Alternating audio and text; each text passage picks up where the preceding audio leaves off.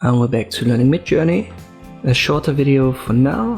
I've got a bigger one in the works, but a lot of people don't seem to know that you can design your profile right here, or they don't know how to do it.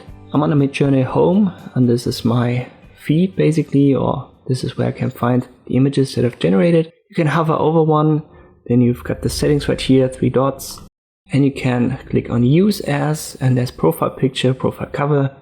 Profile picture is a small one here, cover is the big one. So update right here, profile picture,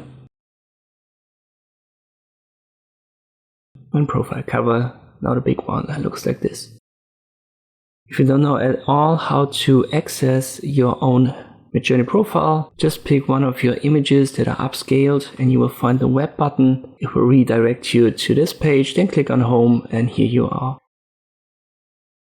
And you can set it up via the settings of your images. I hope this video was helpful, thank you for watching, and I'll see you next time.